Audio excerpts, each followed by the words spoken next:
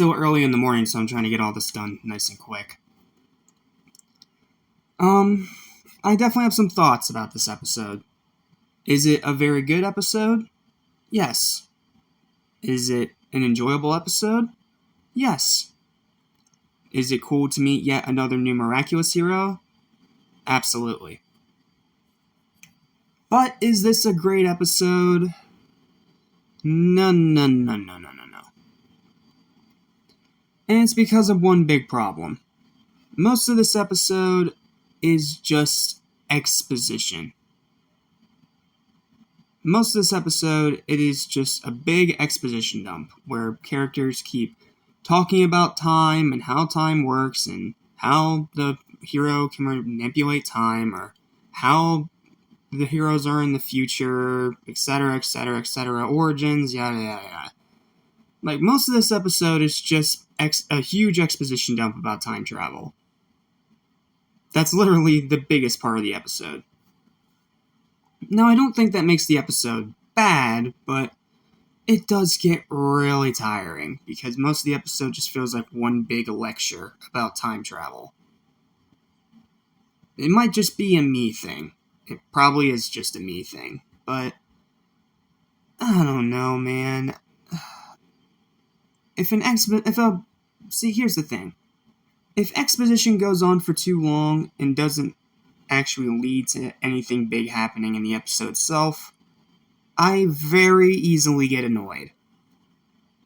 Like, if the character gives, like, one really big, long speech about something, and then that speech ends up having no effect in the actual plot whatsoever, I look at them like, you just wasted my time. Shut the hell up. And here, I did kind of have that breaking point, but it wasn't to the point of ruining the episode. It was to the point of me just seriously questioning it. And since this is a time travel episode, that means that the time travel itself is extremely confusing. Like, me even trying to break it down for you in a simple summary is nigh impossible, because I'd just end up confusing myself, because I feel like I'd be leaving out details that are essential or important. Like, it is really confusing, is what I'm trying to say. The time travel in this episode, like most time travel episodes in any cartoon and animation, is extremely confusing. Now, I get that's probably the point, but it's still confusing. So let's go ahead and jump into the synopsis. Oh yeah, sorry, Animation Station, two superheroes that found the other side of the world. You get it. Here's the synopsis. Ladybug and Cat Noir are trapped between two time travelers from the future, one of whom has been sent by Hawkmoth to steal their Miraculous, and the other having been sent by the future adult versions of themselves to try and prevent some kind of tragedy. That's the basic plot of the episode. So let's start on the villain side of it and talk about Timetagger. Future Chris, believe it or not. And in this episode, he is voiced by none other than Alejandro Saab. Yes, that Alejandro Saab. Kagi Films, Kagmaster, Sayu, Shallot from My Hero Academia. Well, not My Hero Academia. I'm sorry, I'm stupid. He's the detective in My Hero Academia. He's Shallot in Dragon Ball Legends. Like, it's Sayu. If you guys know who Sayu is, then this is him. And this is the first time I think he's ever voiced in a Miraculous episode. Outside of the Christmaster episode that I refuse to review right now, because I am not reviewing Christmas episodes in the middle of spring. That just seems wrong to me. Same reason why I skipped over the Danny Phantom Christmas episode in season 2. So, yeah. But he does a great job here. Unfortunately, Timetagger is a hip-hop centered villain, which means we're gonna have him doing cringy dad raps most of the episode. But it's cringy in a way that it's hilarious. So, I don't mind it. And Kagi himself is a really good voice actor. Like, He's been in a lot of other things outside of just Dragon Ball, My Hero, and Miraculous, and he is a very talented, very, very good voice actor. Correct me if I'm wrong, but I think he's also in Genshin. I don't know. He's been in so many roles I've lost track, but the ones I remember him for most is the detective from My Hero Academia, Shallot in Dragon Ball Legends, and this in Miraculous. That's what I know him best for. Also, he's a VTuber, so I mean, there's also that detail. But, yeah. So, shout out to Sayu. He did a great job voicing Timetagger in this episode.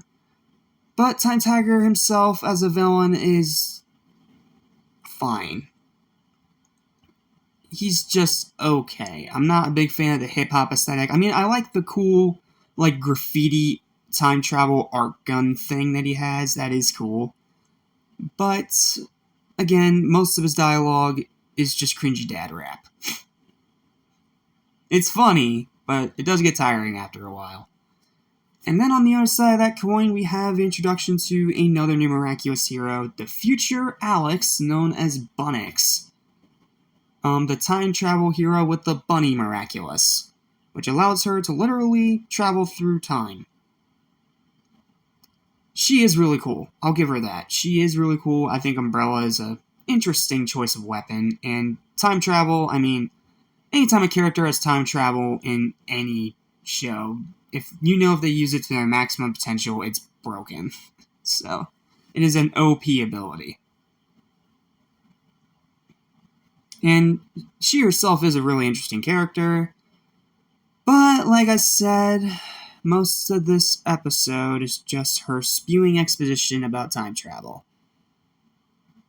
And then when we get to the actual conflict of the episode, towards the end of the episode, it just kind of flies by.